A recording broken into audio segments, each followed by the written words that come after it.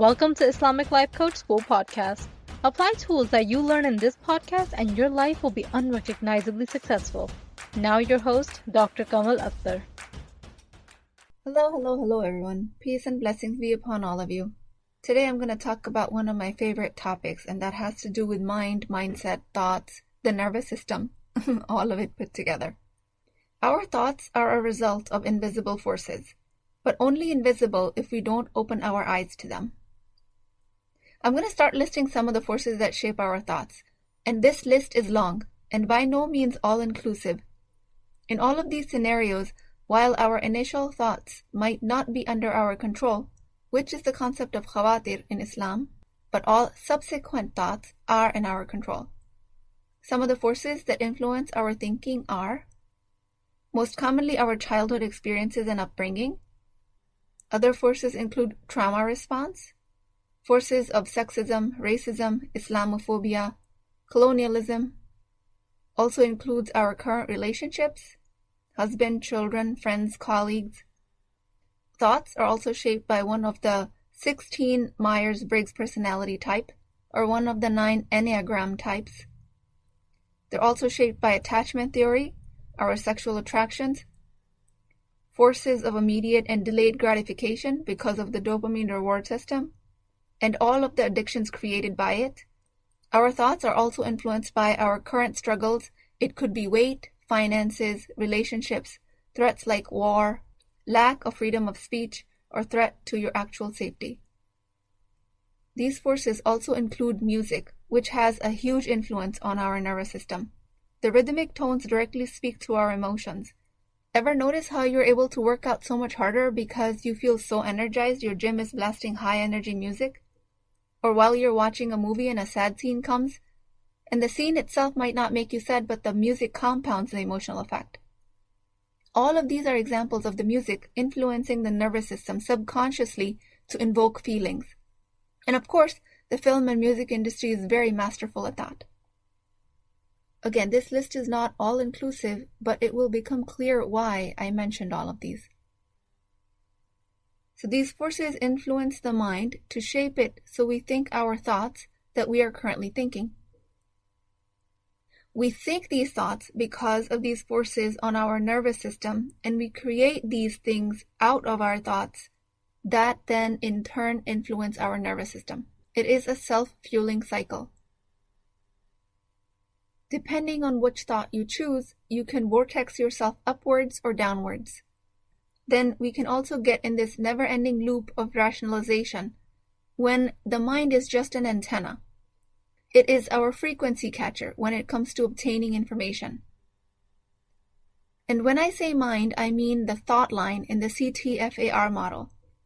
Circumstances are outside of us. They're not in our control. But they can influence our thoughts that are generated by our nervous system. That then create feelings in our body that fuel the actions or inactions that we take, that then generate the result that we are currently living. Based on this cycle, like I mentioned, you can pull yourself upward or downward in life. So the mind that is separate from the circumstance is just an antenna. This effect of the nervous system creates our results. The nervous system includes the autonomic, sympathetic, parasympathetic nervous system, including the vagus nerve from the polyvagal theory. So before we get too caught up into the scientific terms, I'm bringing these terminologies into the picture because I always get objections like, well, what about this theory and that theory? And what about this scientific discovery? So I'm pretty much including everything that has been thrown at me as a contradiction to the model of CTFAR. So don't get bogged down by the scientific terminology if you don't understand it right now. Inshallah, it is my intention to continue to address all of these in my upcoming episodes. So the thought in the CTFAR model is a collection of the mind and the nervous system as a whole. We just call it thought because we use conscious language as the representation of the whole nervous system. No matter what influences your nervous system that presents you your initial thought, you cannot take control of the situation without bringing that thought into consciousness. The subconscious thoughts will continue to drive your actions and results, and you will spend your entire life not knowing how to change the outcome. Some of us in the culture of Islam have disillusioned ourselves that mind doesn't matter. This antenna of the mind doesn't matter because in Islam the concept of mind doesn't stand on its own. Problem with this approach is that this way the antenna stays tuned to receive the frequency of the nafs because we never acknowledged it. We never acknowledged how it's working or how it actually operates. And as you can imagine, you need deep, intimate knowledge of something you want to take control of. So at some level, when Muslims are disillusioned with their minds, it is a result of direct opposition of when the Western philosophy says, I think, therefore I am. The West says, I think, therefore I am, and Muslims to some extent say, let's see how far we can run away from that. Then we start to say, mind doesn't matter, mind boxes you in, pay attention only to religious obligations, and you'll be fine. Then our religious obligations become empty vessels, mindless actions that we continue to take. When we go to pray, we get distracted. We can't find concentration, so we beat ourselves up. Worst case scenario, we say praying is not for us. When we go to fast, we find it hard. We can't give up smoking or chewing our nails, the craving of sugar. We say I'm not strong enough to fast. When we go to give charity, can't give much because we tell ourselves, I can barely pay my bills. In an attempt to run from the Western extreme of mind as everything, we as a Muslim nation has run to the other extreme of mind has nothing to do with the deeds. All acts of ibadah or prayers are a result of your thoughts and emotions behind it. Otherwise, they are just superficial actions. And Allah subhanahu wa ta'ala rewards actions, no doubt about it, but the reward is exponential if the vessel of the action is filled with the right intentions and emotions. Your commitment to the actions of prayer is much deeper when the right thoughts and feelings are behind it. So thoughts are the language in our brain. Influenced by all of the factors I mentioned above, these thoughts create emotions that lead to actions. So the miracle here again is that the thoughts or the language of the brain creates neurotransmitters. We are going from immaterial to material, language to substance, memories, experiences to emotional vibrations and energy in our body. Neurotransmitters are perceived as emotions by our body. We then use this emotional energy to direct actions, like a fuel that any car needs to move forward. So again, language in our brain, neurotransmitters, actions. That's the flow of creativity. If I engage in the act of ibadah, that is charity, but the thought is, I can barely pay my bills, all the khushu evaporates. You might be able to do it forcefully once or twice, but there is no way you're doing it from a place of abundance if you're in scarcity mentality. That thought would lead to a lack of emotional connection to your acts of ibadah. So the mind is not everything, but it's also not nothing. Islam is all about moderation. Mind is the breadcrumbs that lead to our emotional state. As Dr. Abdullah Ratman puts it, it's the tip of the iceberg. Quran emphasizes the need of intellectual thought 750 times, but that intellectual thought is always a function of something else. Most importantly here, it is a function of your emotional state. The thought and feeling pair, which is your qalb. Mind is used as a verb, not as a noun. Not something you possess, but rather something you act out. You go to give charity, you're thinking, I can barely pay my bills. Your qalb is constricted, with or without your awareness. You can expand that qalb by expanding the language in your head, your thoughts, your intellect. And it is so important to distinguish the faculty of qalb between emotions and thoughts, because thoughts are the only place where our control lies. You have to sharpen that intellect if you want to raise your human experience. And by intellect, I don't mean your academic performance, or your IQ, or your ability to memorize facts and spit them back out. All of that is a part of the intellect. But what I'm referring to is the quality of your thoughts. You sharpen that intellect and your whole life will elevate. So So this entity of the nervous system that you can control, that will then present to you higher quality thoughts. So all of the influences of the world that shape our thoughts, that I just mentioned, can only be controlled by bringing consciousness to them. That's the only way to alter the results. You want to create serenity in the acts of worship? Elevate the quality of your thoughts, because that's where your control lies. You want to create money, connection? You want to be of genuine service to the world? Elevate the quality of your thoughts. That is where your control lies. I emphasized mind, intellect so much, not because it's all that matters, which is the most common misinterpretation of my work, but I emphasize it so much because that's where your control is. That's it. Your emotions don't just appear out of thin air. Your concentration in prayers doesn't just happen. Your zest, your eagerness, your connection with Allah subhanahu wa ta'ala has to be created. And you create it using your mind. This does not make the mind the master, it makes it the driver. The master is your soul. Soul receives guidance directly from Allah, our Creator. The captain of the ship is the soul. The worker at the steering wheel is the mind. Our soul is our direct connection to Allah subhanahu wa ta'ala. It asks us to submit to the greatest force that is the Creator. Nafs directs us to submit to the created only. And that could be money, degrees, popularity, leadership. All of these are created concepts that belong to the world. The most ironic thing here is that you can aim to achieve all of these things, but your ultimate submission has to be with Allah subhanahu wa ta'ala, because that is the soul's only desire. So human creativity lies for us as Muslims to incorporate the success of the world with the success in submitting to Allah. Mind is not the master, it just controls the wheel. In its rebellious state, it stops listening to the soul and mistakenly thinks it's in charge. Or worse yet, it takes orders from the nafs.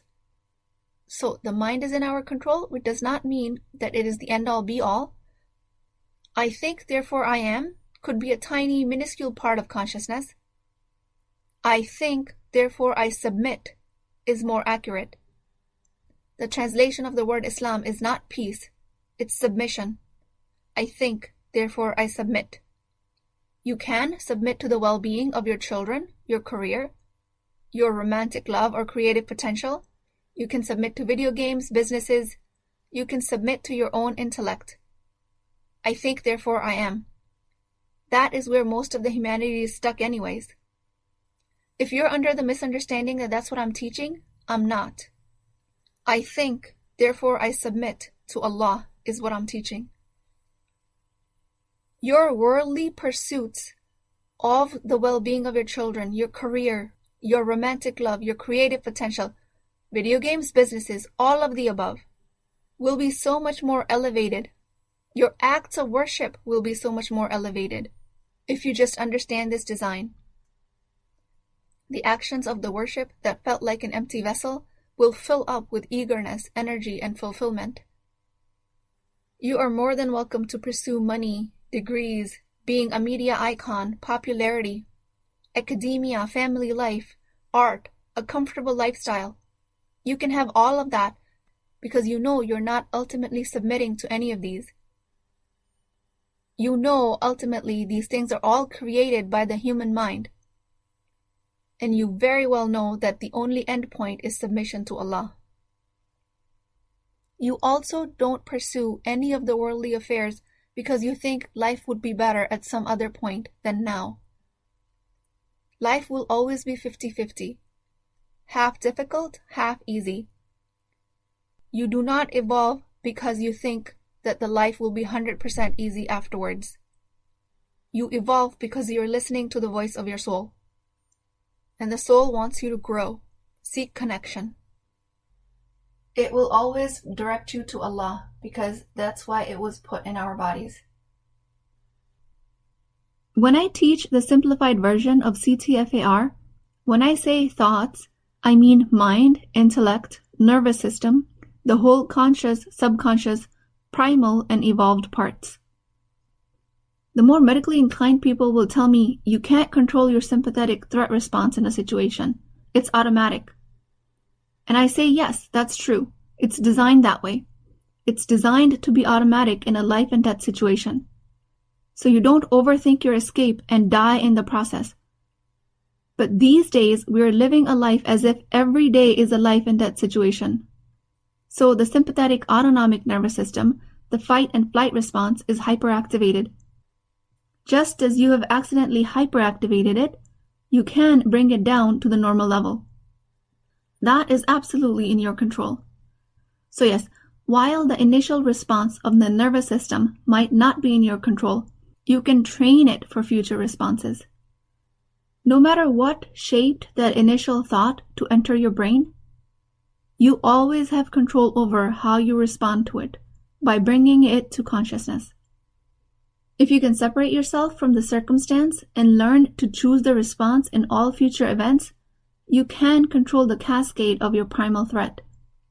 Not everything in life is a life and death matter, but it will certainly seem that way in a hyperactivated sympathetic response.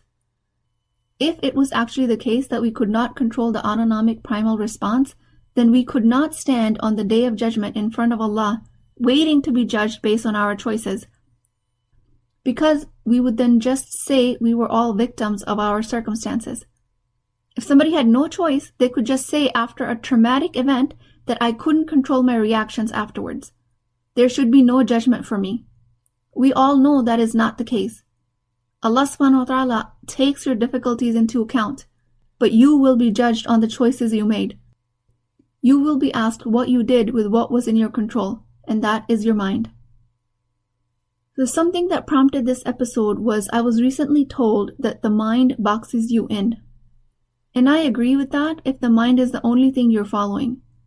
But if you're using your mind as a tool, like I'm teaching, then it uplevels your life.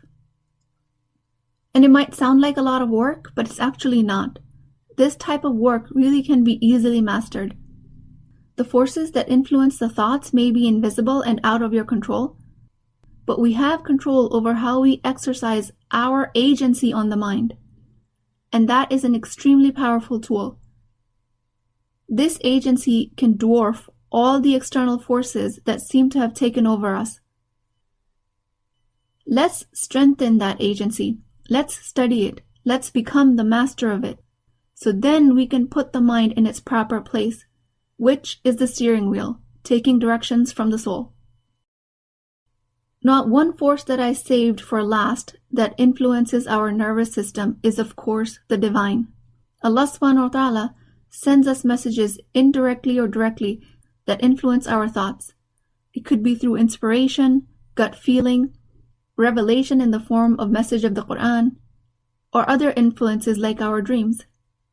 Which is why it is very important to stay in the state of wudu, or spiritual cleanliness, so the right influences can find you. Everything influences our mind, and then it steers us in the direction where our soul wants to go. If you're not sure of what your soul wants, or if you're not in tune with your true desires, then of course the nafs will take over that role. To cover all of this topic and much more, and to come up with practical tips of how we can achieve that process, please attend my upcoming webinar, Take Control of Your Life. I will leave the link in the show notes to my website. But for all future webinars, please go to my website at islamiclifecoachschool.com. With that, I pray to Allah subhanahu wa ta'ala that we make our soul our priority, since that is the entity with the direct connection to the divine. I pray to Allah that we are able to master our minds instead of it mastering us. I pray that we are able to use this gift of Allah to obey and submit to Him only. It is my sincere prayer and dua that every force out there that is shaping our thoughts aligns itself so that we can become the best servant of Allah. I will talk to you guys next time. If you're interested in getting coached by me, I'm offering a very affordable opportunity to do that with Wisdom Wednesdays. This is not a course, not a lecture. This is an opportunity for live coaching, real change, with Islamic adab and etiquette. You do not need more information, you actually need a space to create change. At $19.99 a month, which is the price of takeout dinner, you as a Muslim woman will create confidence, intimacy, and connection without shame or fear of judgment, because your privacy is my highest priority. So join at www.islamiclifecoachschool.com. Resources, Wisdom Wednesdays. I'll see you inside, inshallah.